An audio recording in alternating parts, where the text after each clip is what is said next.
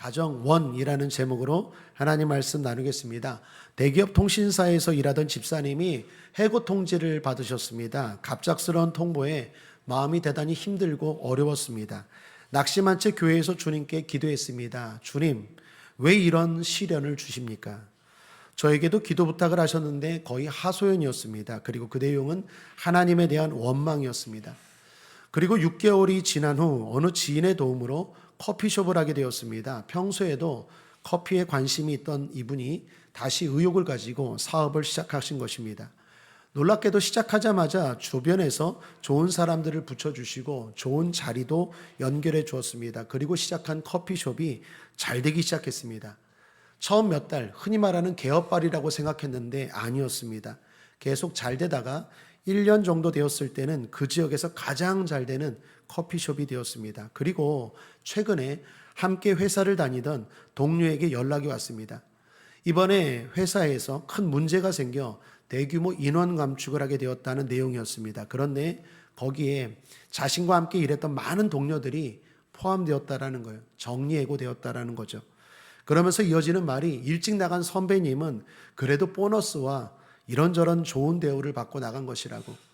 그에 비하면, 선배에 비하면 우리는 거의 억울하게 쫓겨났다라는 이야기였습니다. 통화가 끝나고 이 집사님에게서 이런 고백이 터져 나왔습니다. 주님, 제가 어리석었습니다. 원망했던 저를 용서하여 주옵소서. 회사에서 해고되었을 때 하나님이 일하신다는 게 보이지 않았어요. 그런데 지금 돌이켜보니 그때도 하나님은 나를 위해 열심히 일하고 계셨어요. 제가 어리석었어요. 사랑하는 여러분, 환경이 절망적이고 암울해 보일지라도 하나님은 일하고 계시는 것 믿으시길 바랍니다. 살다 보면 상황이 암울하고 하나님은 침묵하실 때가 있습니다.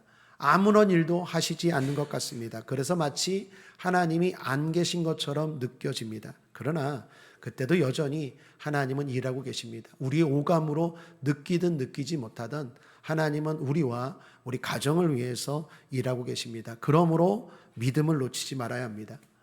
항상 밤이 깊을수록 새벽이 가깝다고 하지 않습니까? 터널의 끝은 새로운 세계와 밝은 빛이 기다리고 있다고 하지 않습니까? 그러므로 성도는 항상 믿음의 희망을 놓치지 않아야 합니다. 오늘 성경 이야기도 그렇습니다.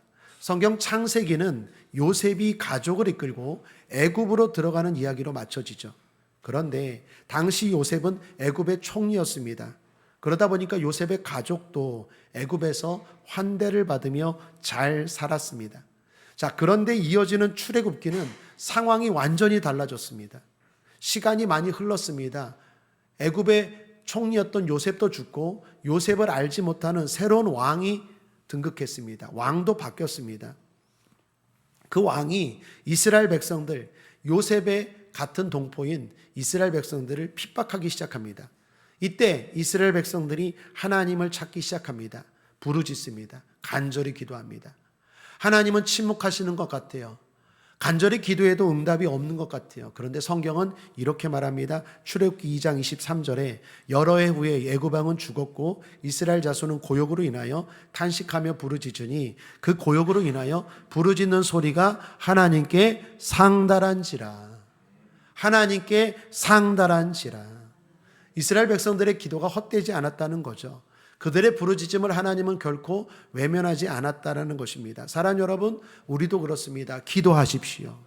기도는 절대로 떨어지지 않습니다. 우리가 느끼든 느끼지 못하든 그건 우리 감정의 문제지, 진실은, 진리는, 기도는 사라지지 않습니다. 하나님이 다 받으시고 하나님께 상달됩니다. 특별히 어려운 일이 있습니까? 환난 가운데 있습니까? 고난 가운데 있습니까? 성경은 기도를 강조합니다. 야고보서 5장 13절에 너희 중에 고난당하는 자가 있느냐? 저는 기도할 것이요. 기도는 다른 말로 주님 앞에서의 불평이라고 할 수 있습니다. 내가 가정에서 삶에서 불평하면 문제가 됩니다. 그런데 주님 앞에 교회에 와서 불평하면 기도가 되는 것입니다. 기도하는 저와 여러분 되길 바랍니다. 이런 이스라엘의 기도에 하나님은 반드시 응답하셨습니다. 물론 하나님이 직접 드러나지는 않았지만 이스라엘 백성들을 위해 분명히 이 기도의 응답으로 일하고 계셨습니다. 그 증거를 꼽으라면 세 가지 정도 확실하게 말할 수 있습니다. 하나는 번성입니다. 애굽에 들어갈 때 요셉의 가족이 70여 명이었어요. 그런데 그곳에서 엄청난 번성을 이루어서 한 민족을 이루게 됩니다. 당시 애굽은 혼합 민족이었습니다. 그런데 많은 민족 가운데 유독 이스라엘 민족만 번성한 것입니다. 애굽 왕 바로가 위협을 느낄 정도로 이스라엘 민족이 번성한 것입니다. 이는 하나님이 일하신 증거인 줄 믿습니다. 여러분, 오늘날 미국이 여러 민족들이 같이 살지만 특별히 지금 대통령이 한국을 되게 막 핍박하지 않습니까? 그건 역설적으로 한국이 그만큼 대단한 거죠. 번성한 거니까 자꾸 세금으로 핍박하는 거 아니겠습니까? 당시 애굽이 그랬습니다. 많은 민족이, 많은 인종이 살았는데 하나님이 함께 하시니까 번성했다라는 것입니다. 이것은 그들의 조상 아브라함에게 약속하신 그 약속을 하나님이 이루신 것입니다. 창세기 12장 2절에 내가 너로 큰 민족을 이루고 내게 복을 주어 내 이름을 창대케 하리니 너는 복의 근원이 될지라. 창세기 15장 5절에 그를 이끌고 밖으로 나가라사대 하나님을 우러러 무뼈를 셀 수 있나 보라. 또 그에게 이르시되 내 자손이 이와 같으리라. 하나님 말씀은 땅에 떨어지지 않는 줄 믿습니다.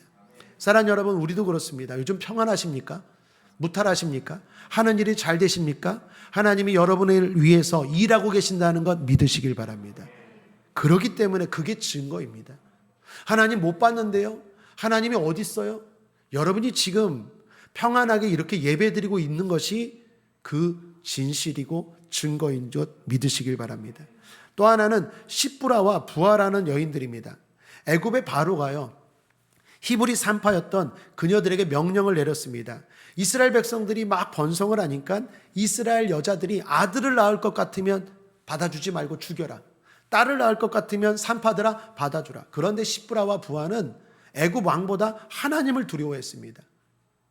성경에 이런 말씀이 있죠. 마태복음 10장 28절에 몸은 죽여도 영혼은 능히 죽이지 못하는 자를 두려워하지 말고 오직 몸과 영혼을 능히 지옥에 멸하는 자를 두려워하라.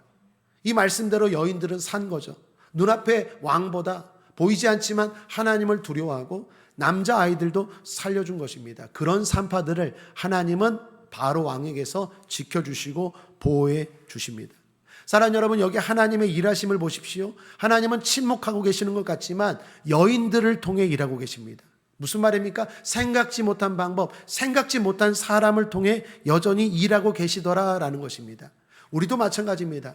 살다 보면 생각지 못한 사람을 만나게 되고 생각지 못한 일들을 통하여 인생이 달라지는 것, 경험한 것 있으실 거예요.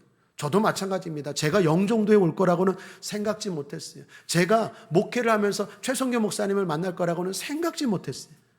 우리가 살다 보면요, 생각지 못한 방법을 알고 또 생각지 못한 사람, 생각지 못한 일들을 경험하게 될 때 기억하십시오. 하나님이 여러분을 위하여 일하시는 증거인 줄 믿습니다. 마지막은 모세입니다. 애굽 왕 바로가 다시 명령을 내립니다. 이스라엘 남아들은 모두 나일강에 던져버려라. 너무 민족이 많아지니까 남자아이들이 태어나면 던져버려라. 딸이면 살려두라. 이때 모세가 태어납니다. 모세는 죽을 위기에 처해졌어요. 그러나 하나님은 모세를 보호하시고 그를 통해 놀라운 새 일을 행하십니다. 자, 오늘은 이 모세 이야기를 좀 하고자 합니다. 특별히 5월 가정의 달을 맞이해서 모세의 가정에 대해서 살펴보고자 합니다. 첫째로 믿음으로 생명을 살리는 가정입니다. 성경에서 가장 위대한 인물을 꼽으라면 아마 1, 2위를 다툴 인물이 모세일 것입니다. 그는 위대한 인물로 하나님 앞에 쓰임받았습니다. 그러나 그 혼자 잘나서 위대한 인물이 되었을까요? 어떤 조사에 보니까 문제 성인의 배경에는 문제 가정이 있다라고 말합니다. 그건 반대로 위대한 모세 배후에는 위대한 가정이 있었다라는 것입니다. 모세도 마찬가지입니다. 모세의 부모가, 모세의 가정이 대단했습니다. 오늘 성경은 이렇게 시작합니다. 1절, 레위 족속 중 한 사람이 가서 레위 여자에게 장가 들었더니, 이스라엘 12지파 가운데 레위 지파 한 남자와 한 여자가 결혼했대요. 이 사람들이 모세의 아버지고 어머니인데 이름이 나오지 않아요? 6장에 가면 이름이 나옵니다. 함께 읽어볼까요? 6장 20절입니다. 시작. 아므람이 그 아비의 누이 요게벳을 아내로 취하였고 그가 아론과 모세를 낳았으며 아므람의 수는 137세였으며 모세의 아버지는 아므람이고 모세의 어머니는 요게벳이었습니다. 이들이 모세를 낳았어요. 그리고 왕의 명령을 따르지 않았습니다. 왕은 남자아이들은 다 버리라, 나일강에 버리라라고 했는데 버리지 않고 숨겼어요. 3달 동안 숨겼습니다. 그렇게 한 건 진정한 왕인 하나님의 명령을 지키기 위함이었어요. 이건 믿음의 행동이었죠. 히브리서 11장 23절에 믿음으로 모세가 낳았을 때 그 부모가 아름다운 아이임을 보고 3달 동안 숨겨 임금의 명령을 무서워 아니하였으며. 자, 문제는 3달입니다. 3달이 지났는데 이게 발각될 것 같은 거예요. 어린 아이가, 유아가 통제가 됩니까? 울기도 하고 웃기도 하고 뭐 나가려고도 하고. 그러니까 도저히 이 아이를 숨길 수가 없는 거예요. 그래서 모세의 부모가 이 아기 모세를 버리게 나일강에 버릴 수밖에 없게 되었어요. 그런데 그때도 그냥 버리지 않습니다. 나일강에 그냥 던져버린 게 아니라 갈대상자를 준비하고 그 갈대상자에 역청과 나무진을 칠해서 물이 들어가지 않게 하고 잘 준비한 다음에 모세 그 아기를 그 상자에다 넣고 물에 띄워 보냅니다. 무슨 말입니까? 아이를 살릴 수 있는 최선의 노력을 다 했다라는 거예요. 아마도 그 상자를 준비하고 떠나보낼 때 기도하면서 눈물 흘리면서 그 상자를 준비하고 떠나버렸을 거예요. 3절을 보시면 오늘 말씀 더 숨길 수 없이 되매 그를 위하여 갈 상자를 가져다가 역청과 나무진을 칠하고 아이를 거기 담아 하숫과 갈대 사이에 두고.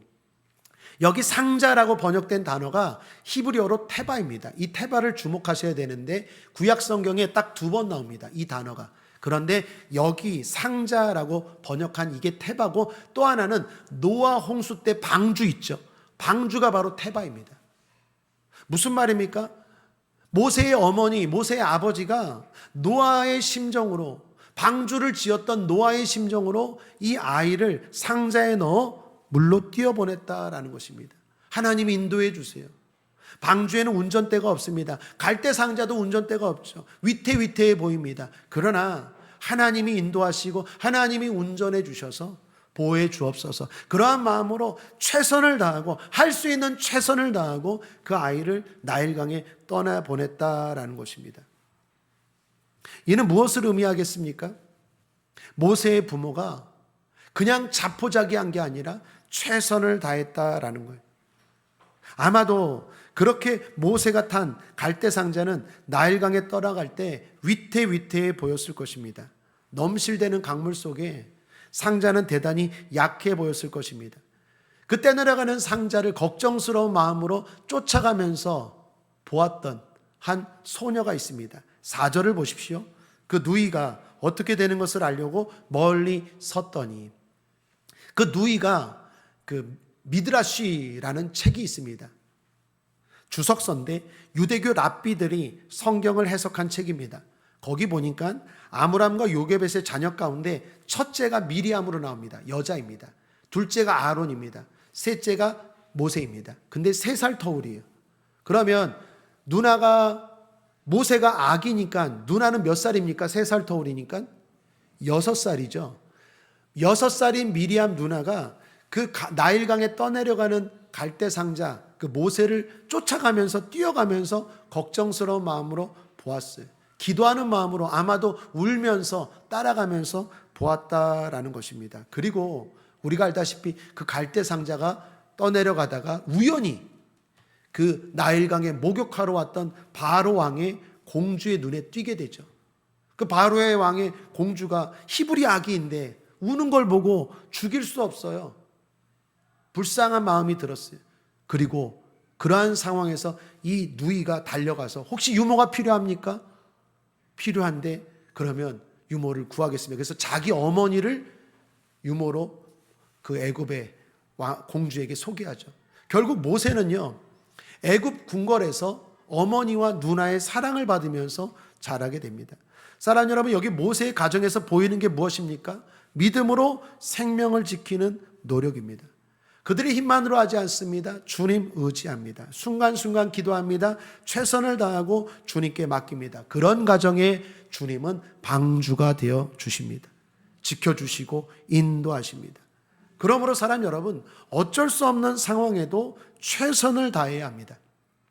동일한 결과일지라도 포기를 해서 생긴 결과와 내가 믿음으로 기도하고 최선을 다했는데 안 된 결과는 달라요.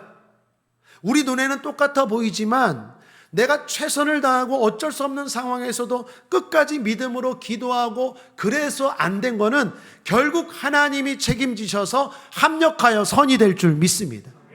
그런데 그냥 내가 안 돼, 어쩔 수 없었어, 기도도 안 해보고 믿음으로 노력도 안 해보고 하나님 앞에 매달리는 것도 없고 그냥 어쩔 수 없었다라고 자포자기한 결과는요, 말 그대로 실패로 끝나버립니다.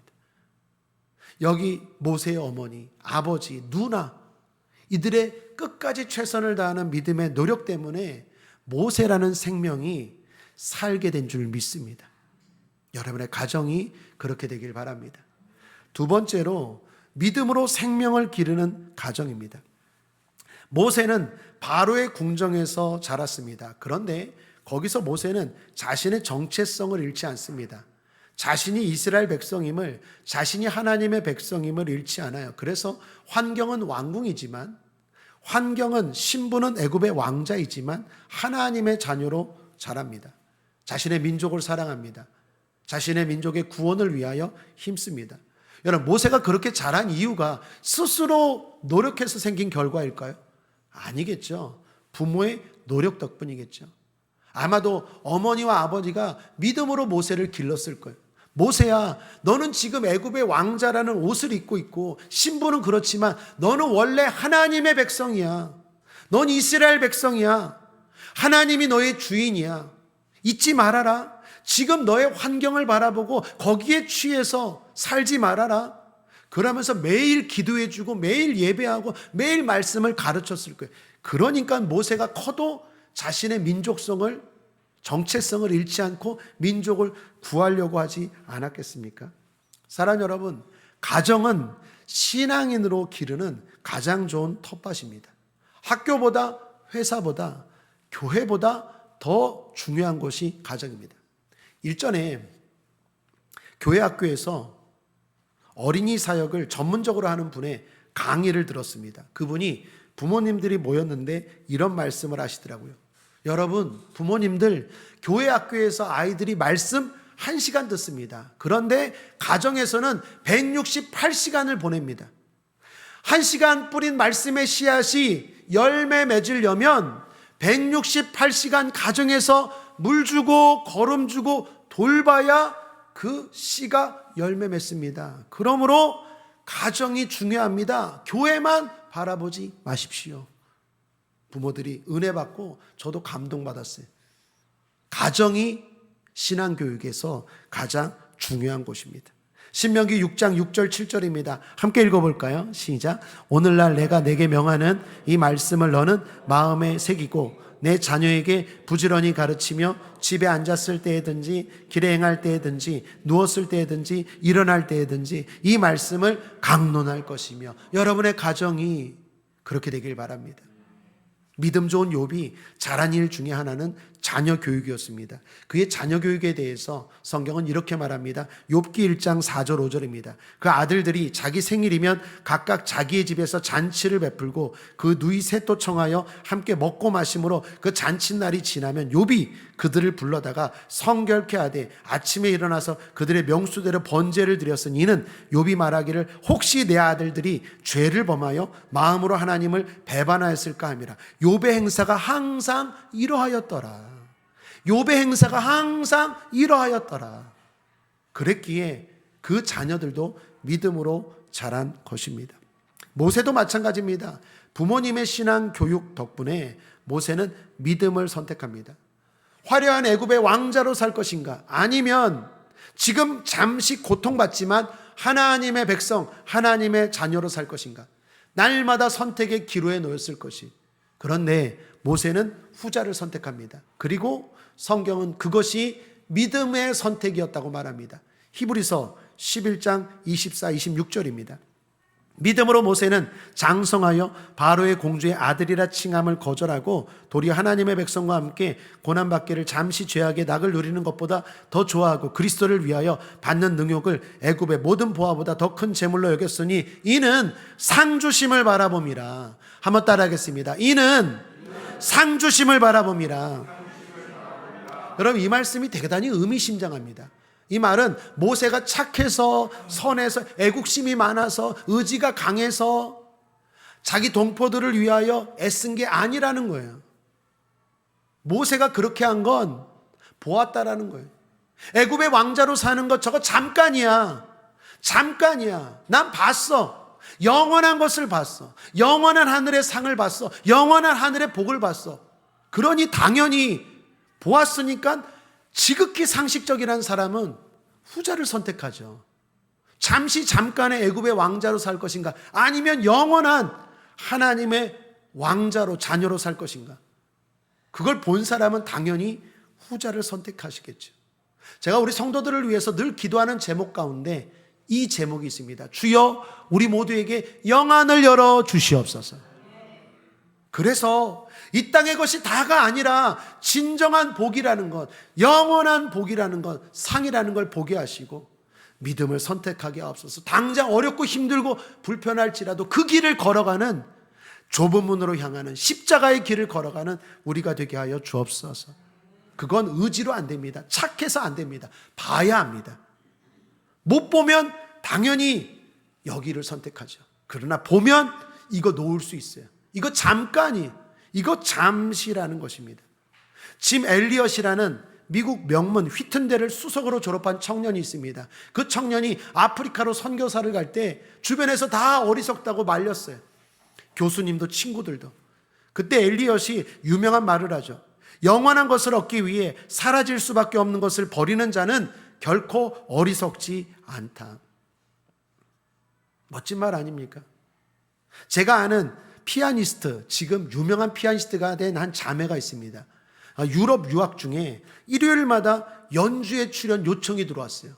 일요일마다. 그럴 때마다 거절을 했어요. 나는 주님과 약속을 지켜야 합니다. 그리고 거절했어요. 교수님이랑 학교의 학생들이 어리석다고, 그리고 당장에는 그게 손해처럼 보였어요. 그러나 지금은 전 세계 클래식 무대에서 하나님을 간증하는 연주자로 활동하고 있습니다. 그 자매가 이렇게 말합니다. 나는 지금도 매주 하늘의 심사위원을 바라보며 연주합니다. 본 사람들은 다르게 살 수 있어요. 보지 못하면 그게 전부인 줄 알죠. 여러분, 그거 잠깐입니다. 우리 삶도 그렇지 않습니까?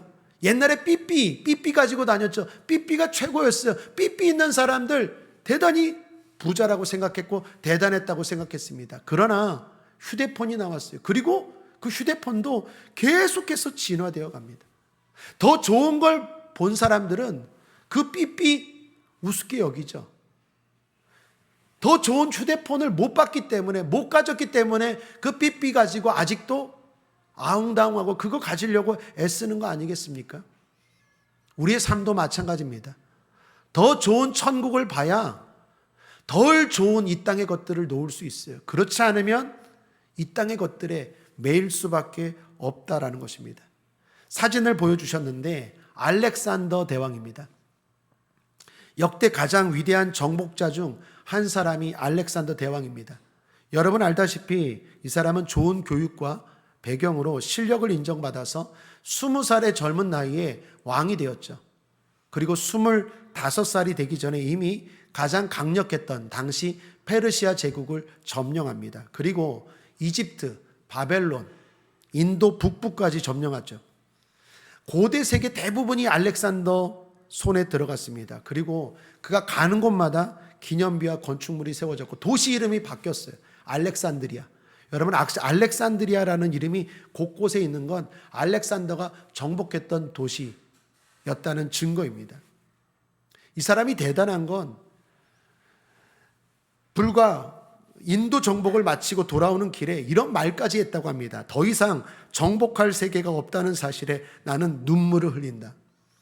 더 이상 정복할 세계가 없을 정도로 모든 부와 권력, 명예와 힘을 다 가졌던 사람이 알렉산더입니다. 그러나 알렉산더가 몇 살에 죽죠? 33세의 젊은 나이에 죽습니다. 그때 죽기 전에 유언을 했어요. 3가지 유언을 했다고 합니다. 첫 번째는 내가 죽으면 관을 의사가 들고 가게 하라. 둘째, 내가 죽으면 관 밖으로 2 손을 내어놓게 하라. 셋째, 내가 죽으면 장래 행렬 길가에 금은 보화를 뿌려라.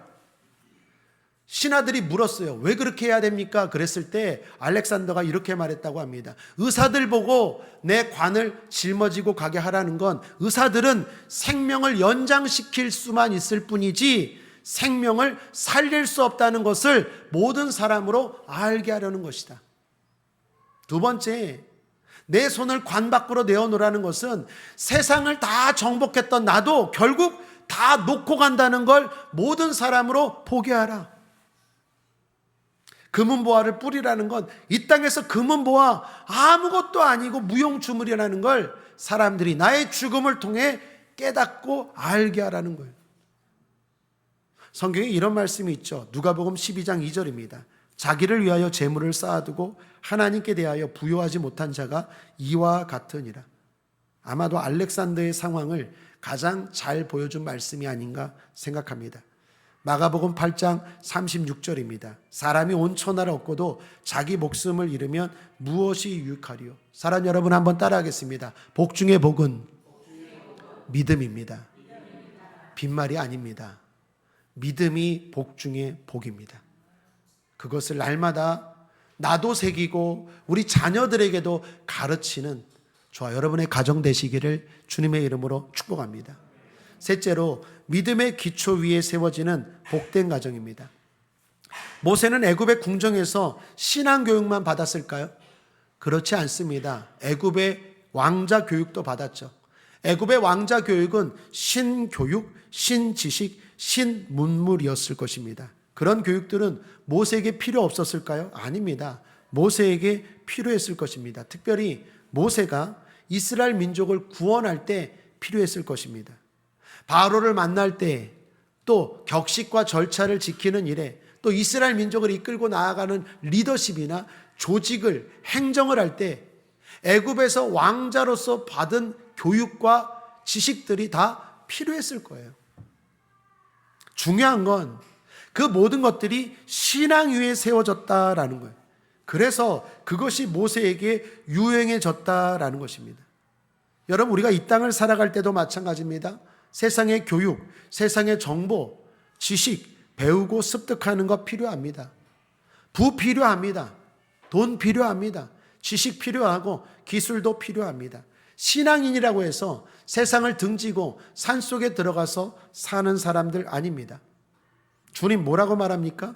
너희는 세상의 소금과 빛이 되라고 하죠. 우리는 세상의 소금과 빛입니다. 삶의 자리가 세상입니다.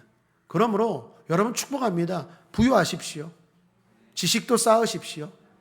그리고 명예도 쌓으시고 많은 거 쌓으십시오. 그러나 믿음의 기초 위에 쌓아야 됩니다. 그렇지 않으면 한순간에 무너지고 무너질 때는 완전히 무너져 버립니다. 주님 하신 말씀 가운데 이런 말씀이 있습니다. 마태복음 7장 24, 27절입니다. 그러므로 누구든지 나의 이 말을 듣고 행하는 자는 그 집을 반석 위에 지은 지혜로운 사람 같으리니 비가 내리고 창수가 나고 바람이 불어 그 집에 부딪히되 무너지지 아니하나니 이는 주초를 반석 위에 놓은 연고요. 반석은 예수 그리스도죠. 반대로 나의 이 말을 듣고 행치 아니하는 자는 그 집을 모래 위에 지은 어리석은 사람 같으리니 비가 내리고 창수가 나고 바람이 불어 그 집에 부딪힘에 무너져. 그 무너짐이 심하니라. 그 무너짐이 심하니라. 평안할 때 몰라요. 비가 내리고 바람이 불고 창수, 좀만 어려워지면 믿음의 기초 위에 세워지지 않는 사람들은 확 무너져요. 영원히 무너져요. 그러나 믿음의 기초 위에 세운 모든 것들은 넘어져도 다시 일어납니다. 그리고 유용하고 유익하게 될 줄 믿습니다. 여러분이 세운 물질, 여러분이 세운 집, 여러분이 세운 명예, 여러분이 세운 모든 업적들이 그렇게 되길 바랍니다. 믿음의 기초가 있어야 돼요. 그래서 솔로몬은 말하죠. 헛되니 모든 것이 다 헛되도다. 다 가졌지만 헛되다 말합니다. 왜요? 믿음의 기초가 없을 때. 그래서 결론이 뭡니까? 전도서 12장 13, 14절입니다. 일의 결국을 다 들었으니 하나님을 경외하고 그 명령을 지킬지어다. 이것이 사람의 본분이니라. 하나님은 모든 행위와 모든 은밀한 일을 선악간에 심판하시리라. 사랑하는 여러분, 믿음 위에 공부하고 믿음 위에 직장 다니고 믿음 위에 사업해야 합니다. 그렇게 할 때 실력도 명예도 부도 좋고 유익하게 될 줄 믿습니다. 의사에게 들려있는 칼은 사람을 살리지만 강도에게 들려있는 칼은 무기가 되죠. 똑같은 망치도 건축가는 집을 세우는 도구가 되지만 파괴자에게는 그 망치는 집을 부서뜨리는 게 돼요. 우리의 물질이, 여러분의 물질이, 여러분의 부와 존귀가 여러분을 파괴하는 것이 아니라 여러분을 세우는 것이 되기를 바랍니다. 그러려면 기초가 중요해요. 예수 그리스도, 신앙이라는 기초 위에 여러분의 가정과 사업장과 학업이, 자녀가 세워져야 될 줄 믿습니다. 부모님이 믿음이 좋은 배우 이야기입니다. 연예계 얼마나 치열하고 유혹이 많습니까? 부모님이 이 딸에게 늘 가르쳤대요. 귀가 닳도록 가르쳤대요. 실력보다 믿음이다. 성공보다 주님이 먼저다. 그것이 없으면 올라갈수록 공허하고 허무해지고 무너지기 쉽다. 연예계는 더욱 그렇다. 날마다 그 딸을 볼 때마다 부모님이 귀가 닳도록 이야기했대요. 딸의 무명 생활이 길어질 때도 부모님은 오히려 괜찮다. 다 지금 다지는 기간이다. 무명이 길수록 좋다. 조급해하지 마라. 이럴 때 오히려 하나님과의 관계를 든든히 해라. 신앙의 기초를 쌓아라. 그러나 딸은 어떨까요? 딸은 달랐어요. 그런 부모님을 볼 때, 그리고 자기의 현실을 볼 때 막막했어요. 특별히 무명 생활이 길어지고 또 연예계에서 억울하고 부당한 대우를 받을 때마다 이 일을 계속해야 되나 그만둬야 되나 생각도 들었고, 그리고 그런 마음으로 교회를 오니까 예배도 신앙생활도 잘 안 되는 거예요. 하나님은 정말 계신가? 기도해도 안 되는데 도대체 언제? 기약이 없어요. 그리고 그런 때도 흔들리지 않고 희망을 이야기하고 믿음을 이야기하는 부모님을 볼 때마다 원망스럽고 또 한심하기까지 했어요. 열심히 기도하고 눈물로 기도하는 엄마 아빠를 보면서 하나님이 원망스럽고 이 모든 것들이 한심스럽고 한탄스럽기까지 했어요. 그런데 그 여배우가 드디어 떴어요. 유명해졌습니다. 정상의 스타 배우가 됐을 때 이 여배우가 이런 말을 합니다. 모든 것이 하나님의 은혜입니다. 그리고 부모님 덕분입니다. 저의 실력 때문이 아닙니다. 부모님의 믿음의 기도와 가르침이 없었다면 오늘의 저는 없었습니다. 그 배우가 하지원 씨라고 합니다. 사랑하는 여러분, 연예계에 있든 스포츠계에 있든 학계에 있든 사업을 하든 어디에 있든 그 모든 쌓아진 것들이 허무해지지 않고 유익과 영광이 되기 위해서는 믿음이 기초가 중요합니다. 그 믿음의 기초는 부모에게 달려있고 할머니, 할아버지에게 달려있습니다. 우리가 우리 자녀들에게 복 중의 복, 믿음의 복을 물려주어야 될 줄 믿습니다. 오늘 설교 제목은 아므람과 요게벳의 가정이라고 했죠. 여러분, 모세의 부모님 이름입니다. 그런데 이 이름의 뜻을 보면 참 의미가 깊습니다. 아므람은 백성이 높아졌다라는 뜻이고요. 요게벳은 여호와는 영광이다라는 뜻입니다. 그러니까 두 사람의 이름을 종합해 보면 모세라는 아들을 낳음으로써 하나님의 영광을 드높인 가정이라는 뜻이에요. 여러분의 가정이 그렇게 되기를 축복합니다. 여러분의 자녀를 통하여 하나님께 영광, 여러분에게는 기쁨과 행복이, 복이 넘치기를 축복합니다. 흔히 세상 사람들이 화가 나면 그렇죠. 자녀가 아니라 왼수요. 자녀가 아니라 돈덩어리요. 그렇지 않아요. 그렇게 속썩이는 건 내 잘못이야, 내 잘못. 내가 믿음으로 기르지 못했기 때문에 그런 거예요. 성경은 우리의 자녀들에 대해서 뭐라고 말하는지 한번 들어보십시오. 함께 읽어보죠. 끝으로 시편 127편 3절입니다. 시작. 자식은 여호와의 주신 기업이요 대열매는 그의 상급이로다. 여러분, 열매입니다. 상급입니다. 그 자녀를 믿음으로 잘 기르시길 바랍니다. 잠언 17장 6절 함께 읽겠습니다. 손자는 노인의 면류관이요 아비는 자식의 영환이라. 손주는 면류관입니다. 영광입니다. 그 자녀 믿음으로 잘 기르시길 바랍니다. 듣든지 아니 듣든지 하지원 씨처럼 원망하고 한숨 지어도 부모가 흔들리지 않으면, 할머니 할아버지가 흔들리지 않으면 결국 그 자녀도 돌아오게 될 줄 믿습니다. 왜요? 하나님 살아계시기 때문에. 오늘 말씀 행복한 성도 66번째 시간으로 가정원이라는 제목으로 아므람과 요게벳의 가정을 통해 은혜를 나누었습니다. 아므람과 요게벳은 하나님의 명령을 두려워하며 생명을 지킨 믿음의 부모였고, 그들의 가정은 자녀 모세에게 신앙을 심어주어 위대한 하나님의 도구로 자라게 했습니다. 모세가 애굽의 궁정에서 세상의 지혜와 실력을 배우되 믿음 위에 그것을 세웠기 때문에 하나님께 쓰임받을 수 있었습니다. 이는 믿음의 기초 위에 세워진 가정이 주는 축복의 모범입니다. 우리 모두의 가정이 이렇게 되기를 축복합니다. 예수 승리. 기도하시겠습니다. 하나님, 우리 모두의 가정이 아므람과 요게벳과 같은 위대한 모세 가정 되게 하여 주옵소서. 위대한 부모 밑에 위대한 자녀가 있습니다. 우리가 부족하지만 아버지, 우리의 자녀들을 믿음으로 신앙으로 기를 수 있도록 도와주시옵소서. 늦었다고 포기하지 않게 하시고 할 수 있는 최선을 다할 때 하나님이 결국엔 복된 가정, 결국에 무너지지 않는 가정, 무너져도 다시 일어서는 가정 되게 하실 줄 믿습니다.